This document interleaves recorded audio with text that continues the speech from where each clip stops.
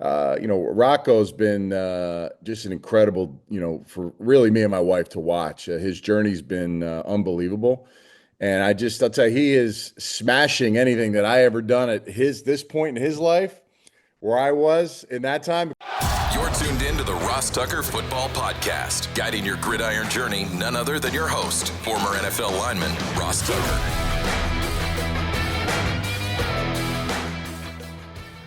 Oh, yeah, it is. But it's not just any Ross Tucker Football Podcast. It is our second ever Saturday sit-down, and today we're doing it with longtime NFL tight end Anthony Becht, whose son Rocco is tearing it up for Iowa State. We'll talk to Anthony momentarily. Not a ton of news to get into, but there is big injury news as it relates to both the Buffalo Bills and Green Bay Packers that I need to update you on after the conversation with Anthony. Certainly need to give out some winners this week because you guys have been awesome. So listen for the end of the show to hear your name. Those of you spreading the word via social media, places like @RossTuckerNFL, @RossTuckerPod, or taking advantage of any of our sponsors. We'll get to that after this outstanding Saturday sit-down. It's Big Show time. The Big Show. All right, so I got a chance to talk to this guy a little bit about this a year ago when we were both walking in to, Acrisure Stadium for a Jets-Steelers game.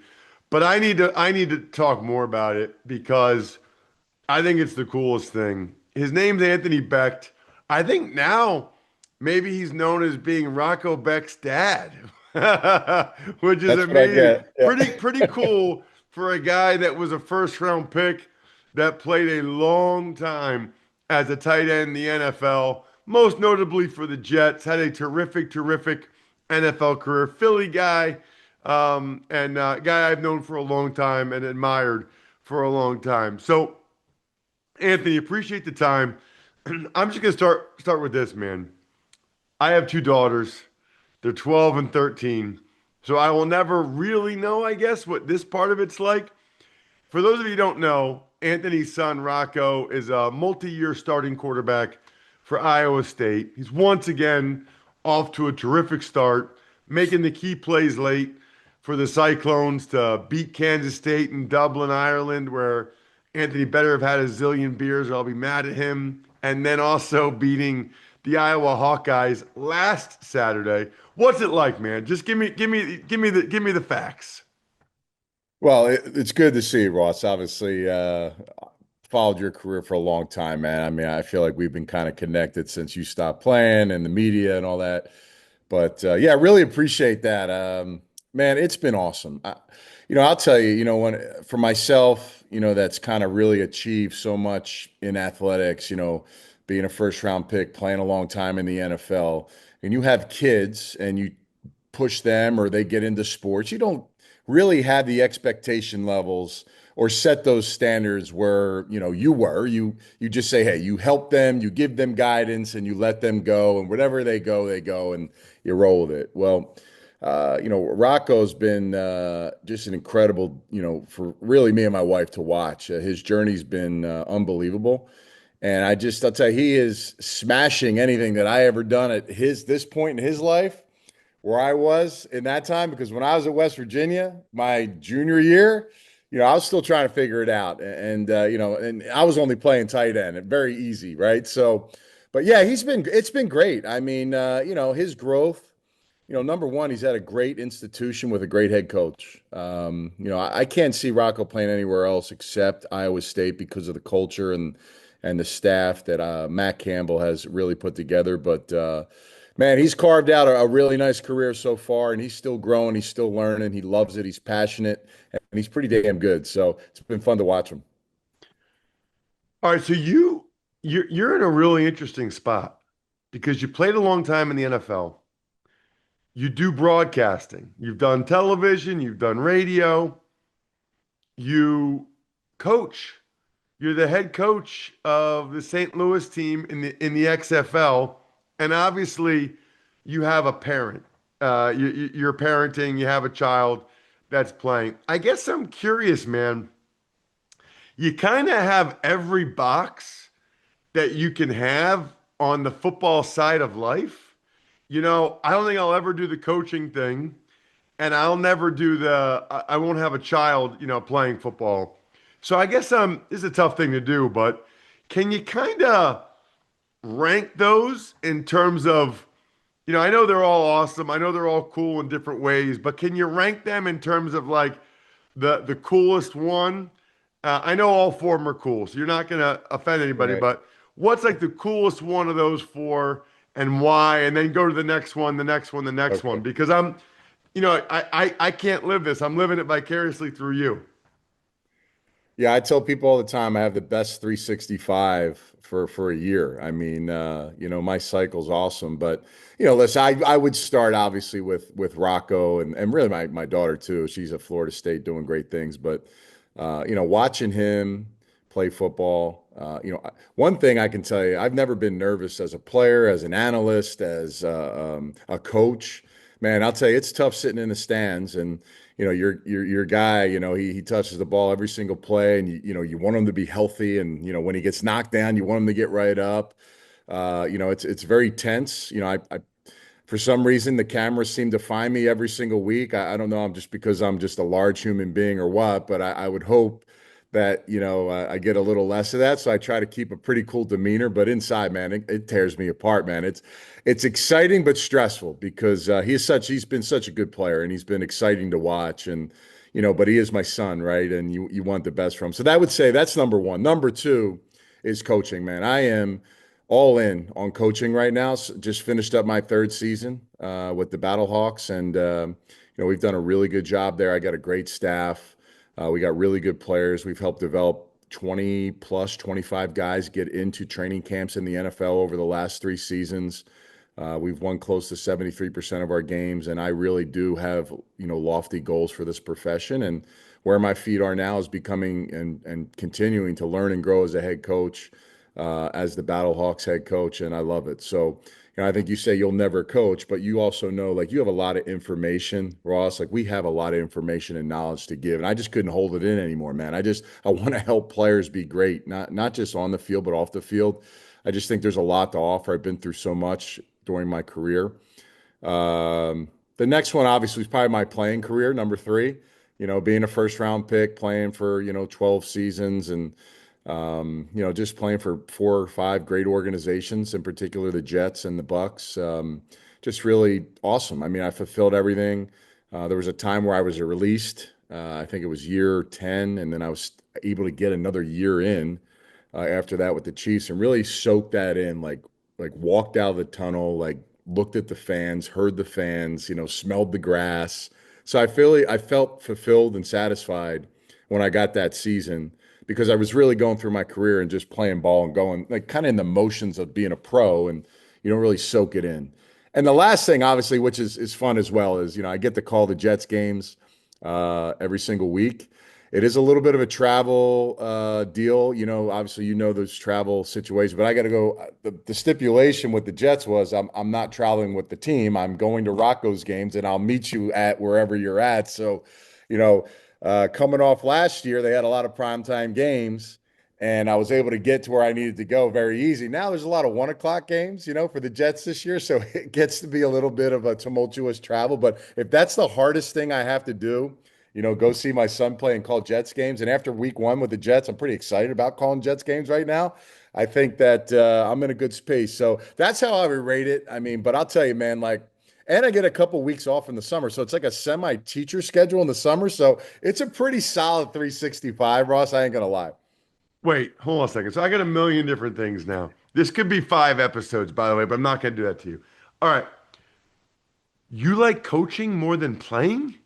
I've I never heard do, anybody man. say that. I'm I've telling you, never heard anybody say that. I don't miss playing. I think I just feel fulfilled. Like I love watching it through my son and my players. And it really is gratifying to see players that are were really good in college come to me and their dreams were maybe put on hold or they got sent down and they fulfill something and they get better and they just become a better player in person. There's something, I don't know if it's like the parent in you or whatever it is, but it really is gratifying for me to coach. I love it, man. Like, I don't know. I got a little bit of a head start. I'm not going to sit here and act like, I deserved to be a head coach 3 years ago. I had a vision and a plan, and I just tried to sell myself and what I believed that I thought a good head coach would be. And there was a lot of other candidates that were extremely more talented, maybe had a deeper resume, but I just was passionate about doing it. I was always kind of a leader in general throughout my career and just passionate about helping, some of my teammates when I was an older tight end, the younger guys, galvanizing a room. And I listened and learned from a lot of coaches in 5 different teams, right, Ross? So I got a lot of good and I remember the bad. I'm like, I'm never doing that if I'm a coach, right? So, that's part of it. That's great. But, playing was fun. I mean, it was a part of my life that I honestly was the fastest part of my life because I just felt like you blink and you're like, man, like 12 years went really fast. And I never got to, win a Super Bowl. I get sick when I watch the Super Bowl every year because I never was able to get to that point and win a championship. Hell, my only championship in my career, Ross, was at Monsignor Bonner High School my senior year. I mean, I'm like thriving for something else besides that watch or ring or jacket, whatever I got that year. So, but coaching's awesome, man. I'm telling you, and I am truly all in on that. And it's been good. Now, I have not had a losing season yet, so 3 straight winning seasons. So I don't know what it's like to lose as a head coach. So I'm trying to keep that trend going upward. A lot of pressure there, but it's fun, man. When you get good players, my staff is unbelievable. So we're only allowed to have 8 on my staff, and I got about almost 100 years of NFL experience on my staff, which is like crazy. I don't know why these guys are even on my staff. They should be coaching in the NFL. Donnie Abraham, Leroy Glover, Kyle Kasky, Bruce Gradkowski was with me. He's with the Detroit Lions now.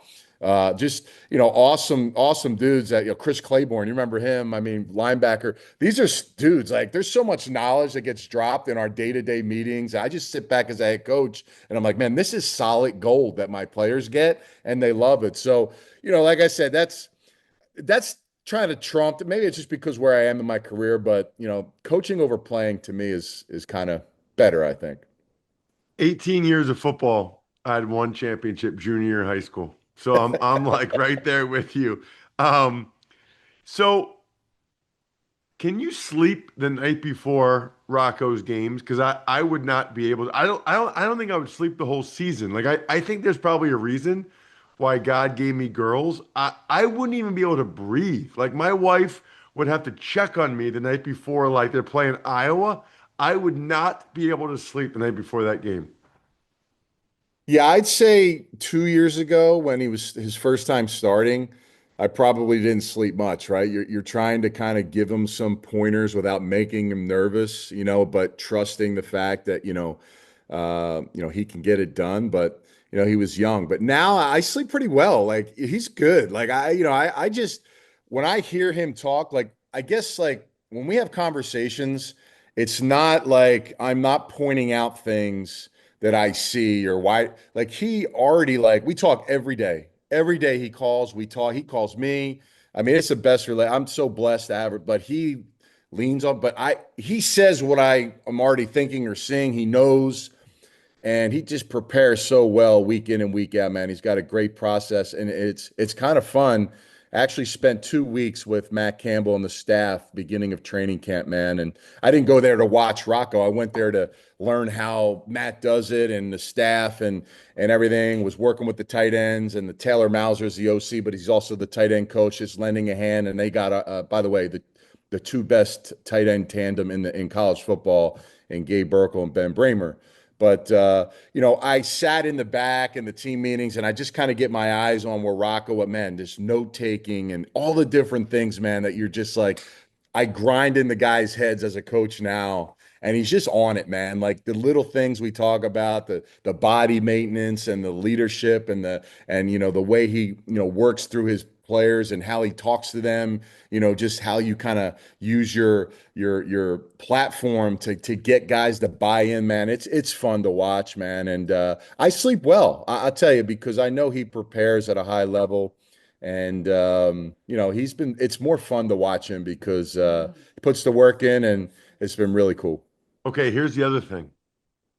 Tell me where you sit during the games and who's around you. Because I swear to God, dude, if somebody, first of all, said something bad about my kid, or secondly, was asking me like annoying questions, I would lose it. Like I would be the dad with the big headphones on, so everybody knew I don't want to hear what anybody else has to say. I don't care.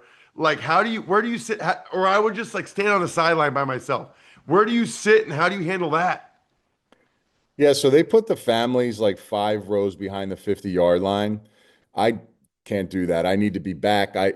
Calling games and you need to see the field. So I force my wife's hand because she wants to sit there. There's a section that it's about 20 rows up from the goal line. So I get a nice angle down at the field. It's just me, my wife, and whoever, family members or friends that come with us. My wife's, basically doing pull-ups on my arm the entire game with her, she's nervous every single snap that he's in since he started. I'll be honest with you, Iowa fans are very kind. I don't hear much. Now, I don't know if it's because I'm just a big guy. People know who I am when I come down into those stands.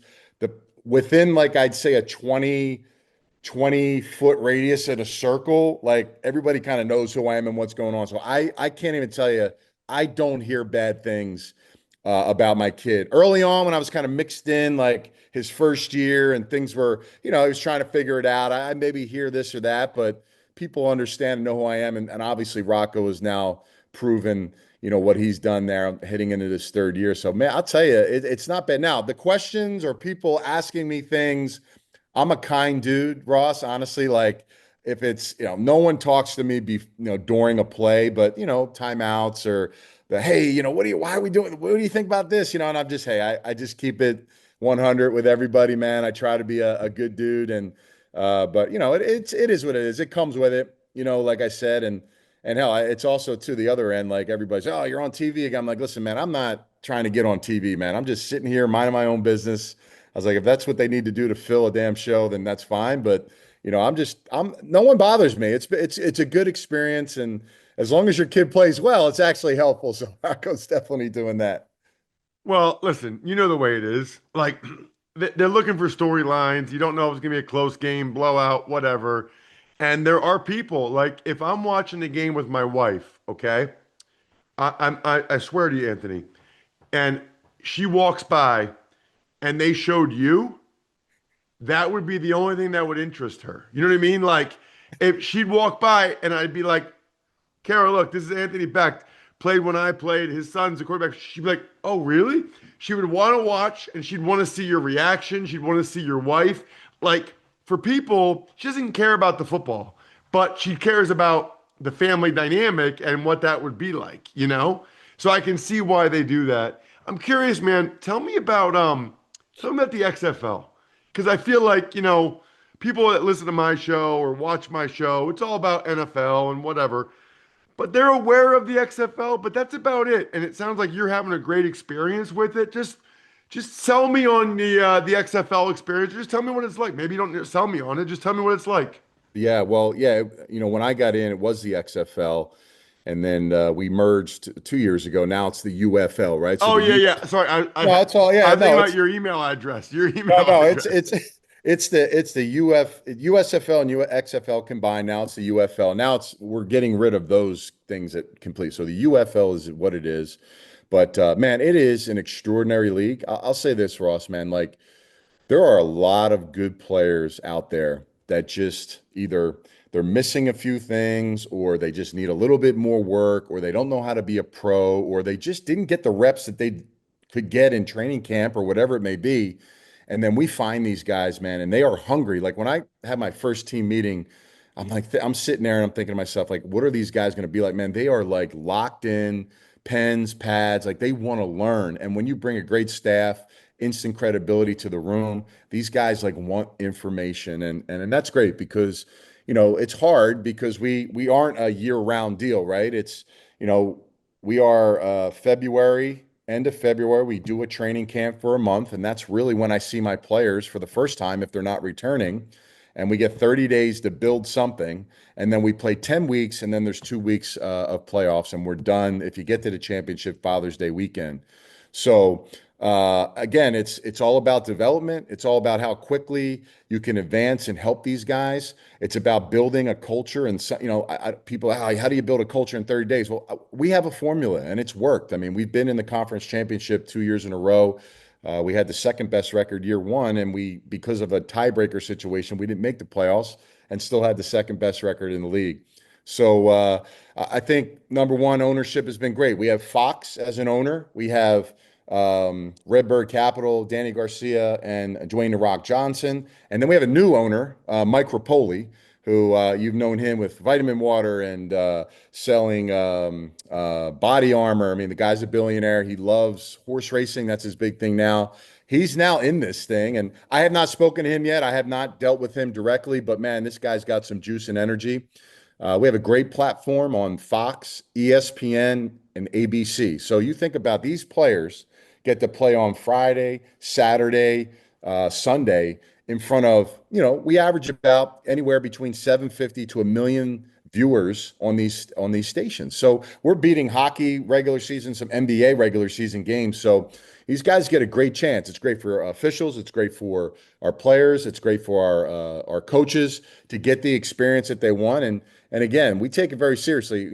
We're not a developmental league. We're not the farm league, but that's a part of what we do. But we're our own pro football league. It's very hard, and we've stand the test of time. We've been the longest running one now. All of them seem to kind of lose steam, lose money, and don't have the kind of influx that we've had. And I think that it's been great. So it's a huge platform, and the football is really good. Like if you sat down and watched one of our games, like you're going to see our. So what we bring to the table on our team is our offense is going to be NFL. So you're going to see like Rams, Bengals, Green Bay system, right? Detroit Lions, Ben Johnson system, and defensively you're going to see like Todd Bowles. So like what our sell is, because we got to recruit. We draft guys, but we have to go recruit guys like to come play with us that get cut from preseason or whoever's out there to come play in our system. And I want these guys to learn this system, and it's not very hard. I mean, it is hard to kind of get that in a month and go into the season, but we try to simplify it as best we can. But we also want to get them something that if they do get pulled into the next level, it will translate. They'll recognize, and teams in the NFL will be like, oh, like they're doing a lot of stuff we do. Like it's an easy pull, right? Where some other teams in our league make it a little simpler, a little more college offense style and stuff like that, which is great. And there's a lot, Skip Holtz has a lot of success, but it is, when you're transferring over, it's tougher, right? So again, I just think it's a great fight. A lot of great coaches, Mike Nolan, Bob Stoops. I'm around some really impressive guys that I'm up against, and it's exciting to try to beat those guys every single week. But man, it's a great league, man. I'll tell you, I hope it stays around. And at some point, because we hub in Dallas, we'll go to our cities, but we play all our games in our cities. We're actually going to have some movement in our locations in a couple cities, but we have the best fan base by far. We lead in attendance. We average just a close 30,000 fans every single game in St. Louis. And man, our players love playing there. I love coaching there. And I'm just very humbled and fortunate that they gave me that job. They could have gave me a small location or a smaller team, but we've taken and ran with it, and it's been great. So if you guys haven't checked it out, check it out. We start up, basically a month after the Super Bowl, and it's good ball. It's really good ball. I am so glad that those guys get that opportunity. The more guys that get the more opportunities, the better in my mind. Check him out on social media at Anthony_Becht. Anthony, thank you so much for the time. Really appreciate it. Really enjoyed the conversation. Yeah, Ross, appreciate it. And congrats on your career, man. You're killing it, man. It's always a pleasure. All right, let's dive into the news. But first, all right, only one game for me this week. Browns at the Ravens, CBS. You guys can be there, and right now you can get in for $105. That is very affordable. And actually, some of these other seats, I mean, good seats, like right in the middle on the 40-yard line on the Game Time app, $318. And remember, with the Game Time app, all the fees are included. So you know your total up front, no surprise fees at checkout. Those of you checking us out on youtube.com/RossTuckerNFL, you see, I've got the Game Time app on my phone. You can actually see the view from your seat, which is amazing. They got that lowest price guarantee. So take the guesswork out of buying NFL tickets with Game Time. Download the Game Time app. Create an account, use code Ross for $20 off your first purchase. Terms apply. So again, create an account, redeem code ROSS for $20 off. Swipe, tap, ticket, go. Download the Game Time app today. I got to give a shout out to my guy, Kevin Herb. I think we reposted it on Twitter at Ross Tucker Pod, but he got the backpack cooler from Buy Beer, Get Gear, rewards.labattusa.com. So that means Kevin has bought a decent amount of Labatt Blue, Labatt Blue Light. He's gone to rewards.labattusa.com, uploaded the receipts, qualified for that cooler backpack. If you saw me at the Jersey Shore this summer, that was me carrying around the cooler backpack. Buy Beer, Get Gear, rewards.labattusa.com. Tuck's Takes. All right, Ross, lots of injury info out yesterday. Most notable is that Bills defensive tackle Ed Oliver. He is out after an injury he suffered during practice, and Packers receiver Jayden Reed did in fact fracture his collarbone, and so he will be out about 6 to 8 weeks. So first of all, that just has to be so demoralizing for the Bills. That was one of the best games Ed Oliver's ever played. Ed Oliver was by far the best defensive player for the Bills in that game against the Ravens, made a number of plays. Otherwise, the Ravens would have scored 50 points, and now he gets hurt in practice. That is just absolutely brutal. And then Jayden Reed, the Packers are rolling. They're number one in my Tuesday power rankings, and now they lose him for 6 to 8 weeks. He is their most dynamic receiver. So that's just tough, man. Really, really tough. Both those injuries.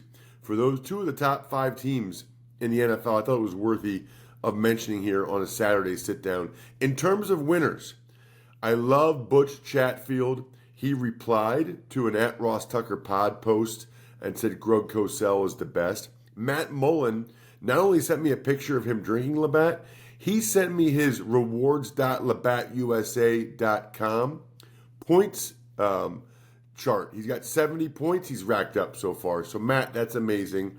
And then the YouTube shout-out, Douglas Shortridge had a comment about Daniel Jones. All of you are winners. All of you need to email me with your address, ross@rosstucker.com. Other than that, delicious food from Jimmy's last night. I got Ravens, Browns tomorrow. Have a great weekend. I think we're done here. Thanks for tuning in to the Ross Tucker Football Podcast. Make sure to also check out Even Money, Fantasy Feast, and College Draft, all on the DraftKings Network on Samsung TV Plus, YouTube, or subscribe to the podcast on your favorite platform. Shout out myfrontpagestory.com. Never a bad time to tell people how you feel about them, how much you love them. Myfrontpagestory.com. Backofficescheduler.com, humanheadnyc.com, Sporticulture, Pizza Boy Brewing.